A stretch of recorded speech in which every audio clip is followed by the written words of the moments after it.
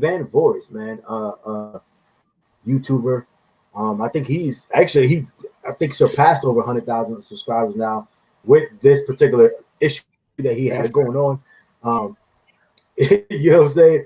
But if you guys don't know, man, we did a video on this a couple weeks ago, and he had a demon parked in the driveway, and some tourists, like 4 tourists, old beat up 4 tourists, rust bucket, came through and smacked the hell out of the damn car. Literally the entire demon, and it was deemed like the insurance company totaled it. But he went and bought the car back. He bought the car back from the insurance company, and just watched the video. And apparently, I think he might be planning. I think he is planning on rebuilding it. It's going to take a couple months, obviously. He didn't disclose how much he paid for the car, but he did say they were trying to charge an insane amount of money to buy back the car. And anyway, I guess they negotiated a little bit this and for a price that he was kind of sort of. He did say it was a little bit higher than what he was comfortable with. But anyway, in other words, but long story short, he did buy the car back. He plans on rebuilding it. So my thing is, if you guys were in that situation, man, you guys had a demon, a numbered car, and everything else.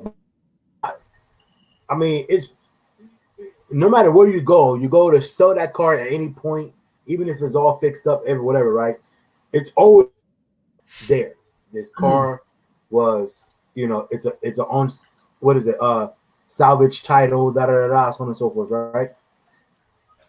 Situation, man. Would you guys buy back your demon to then fix it up, even though it's not necessarily worth it's not worth a demon anymore? It's pretty much pack is or SXT or something like that. Like, would you guys buy it back and fix it back up, put all the money to it, fix it back up, and then just what would you guys do? It is the Illest United 2. I want to hear from you. What would you do? No. No, I wouldn't. Why? I mean, if it was a vehicle like that, my grandfather had and bought, and like it was in the family or something like that. I think if I remember right, in like his backstory, it was a car he was going to keep, to pass down or something like that, if I remember correctly. But if it was a car like that, where like my grandfather had it and fixed it up or whatever, and something happened to it, yeah, that's would be sentimental value to me. A car I bought just because it's numbered, no, I don't. I wouldn't give a shit. It's totaled. It's gone. On to something else. That's me. But every person has their own hopes and dreams. Me, no. Why would I? I'll go with something else. I wouldn't be attached to it like that. I think I probably would buy it back because I get it when he says like, yo, what I'm saying? His dream was to like, for him and his wife to be in, of age, like elderly, cruising in this demon. You know what I mean? So I kind of see where he was kind of going with the, the car, his probably his attachment to that car. You can't buy one. And if you do buy one, well, that's the first thing I would probably try and do is see if I can find one first. If I couldn't find one, then obviously, I got to keep this particular car. I'm going to go ahead and fix it, get it back 100%. I mean, the price got to be reasonable for me to be able to do it too. It's got to like, work out in my favor. Where it's like, whatever they charge me for the actual car, the repairs, you know what I'm saying? Everything's got to fall in line right for me to be able to do it. And maybe even put some cash in my pocket. Then maybe I'll do it for sure. And I'll still keep the car, and I might even still protect it the same way I did before.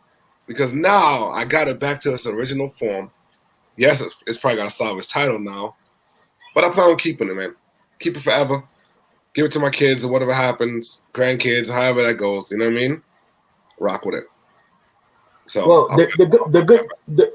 the good thing is, like you guys have mentioned before on this channel, the good thing is that the one thing that makes that car valuable, the most valuable part of that car, you know what I'm saying, has, as far as I know, wasn't damaged. You know what I'm saying? That being the motor. You know what I'm saying? So luckily, it wasn't like a head-on collision where things in the front clip and then the motor and like things like that would have got damaged. You know what I'm saying? And it was on the side of the car. So obviously, the side of the car. It's just a Challenger. At the end of the day, it is just a Challenger. But the part that makes that car a special car, the whole front end of it and what's inside that hood was untouched. So I don't know. I'm with garage driven. Like it would have to be the right situation. Like you're not gonna screw me out of because this car is worth $100-some thousand. You're gonna be like, oh well, you got to give me $80,000. Like no, that's not happening like that. You know what I'm saying? So it's definitely gonna have to be because they're gonna send it off to, like, I think Copart, and then he's buying it back from the insurance. So actually that might have been, that might have been that would have been a better thing. Just let it go to Copart, and maybe he could have just bought it from Copart, and maybe that would have been a cheaper thing. But then he has to outbid other people. You know what I'm saying? Other people, yeah, that chance. Yep. Yeah, so you're gonna take that chance. So I don't know, man. It's a hard situation. Obviously, I'm not in that situation, so I don't know what I would do. But he did say he does have an emotional attachment to the car. So so when you have an emotional attachment, sometimes you do irrational things. You know what I'm saying? So it is what it is. Clearly. Yeah, you're right. The engine is the thing. I mean, you can go get, what's the new super stock? How much is the new super stock? I think it starts at like what, 60 something? Yeah, something like that, probably. Buy the engine, throw it in a super stock, boom, you have a demon. You know what I mean? So yeah, you're right. The engine is the biggest part of that car. But yeah, I mean, it's if it's an emotional attachment to him, I mean, I get it for sure. Me, no, I wouldn't care. It's just like my car that I have now. I don't think I've ever been emotionally attached to any of my cars, regardless of how much stuff I put on them. But tells me Illest the Ills 392. You're not a car guy, man. Come on, you're not. Yeah, I just paused up. It's just I was waiting for the beat drop. You're just like that's telling me that you're not a car guy. Illest the Ills 392. Come on, you got to be emotionally attached to something. I don't get it. Not cars. No, I get emotionally attached to things that make me money, not cost me money. Yeah.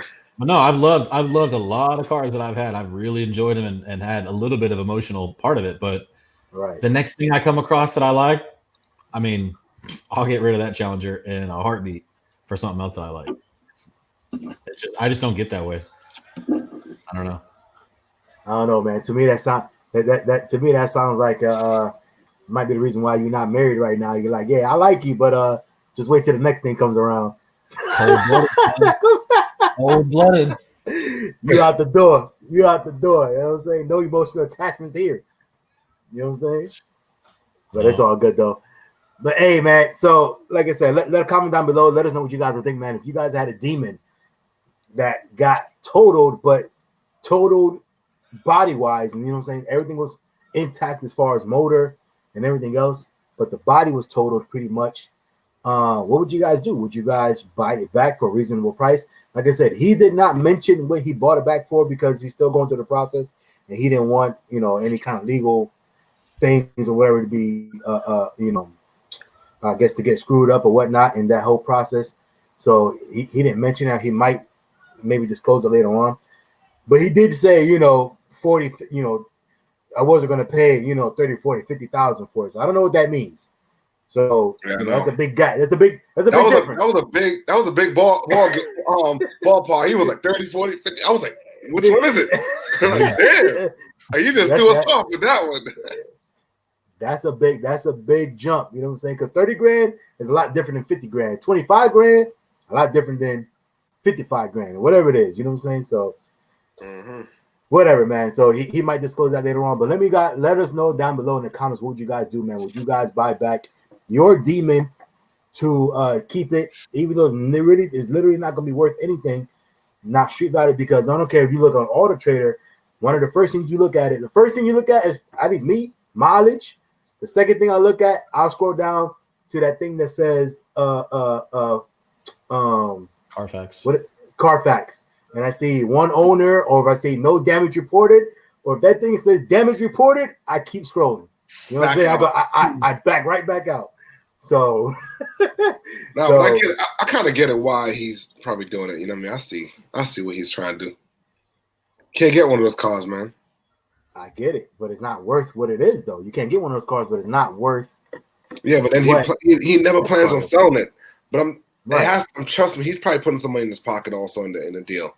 Well, I don't know. And at the end of the day, he is going to still be able to make content with it. He's going to make money off of it, off of YouTube. So I mean, you can look at it like that.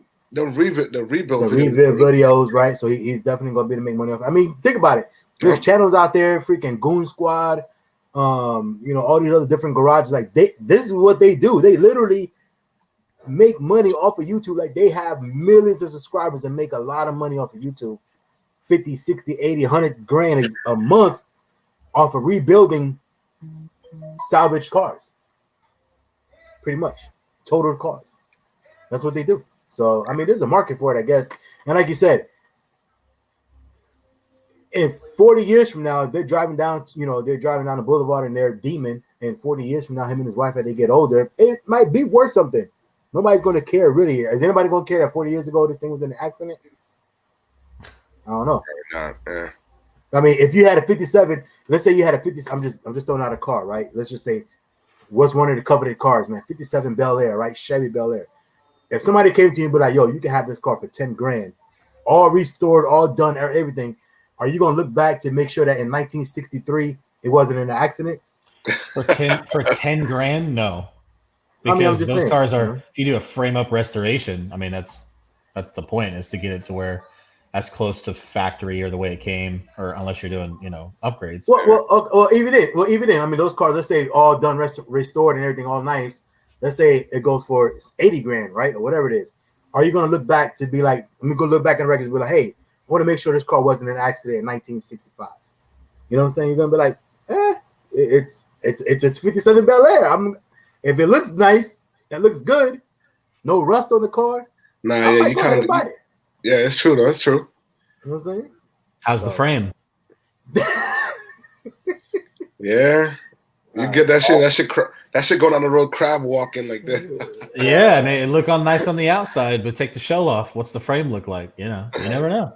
People, and just like there's good garages out there, like you're talking about, that do rebuilds and things like that, and they come out looking great. There's shops out there that also rebuild shit, and it is still shit, and because they're trying to make a profit. So, it really depends on the car. It really depends on the price of that car. There's a lot of variables in there. So point being is, hopefully he gets it done right. Correct. Which I'm sure he will. He gets it done right. Right. Absolutely. But hopefully the shop, takes it very serious and they make sure they get everything, back to spec as close as possible, and get that car right. When they put it back on the road. So that, I guess that's the moral of the story. But comment down below, man. We want to hear what you guys want to say as well.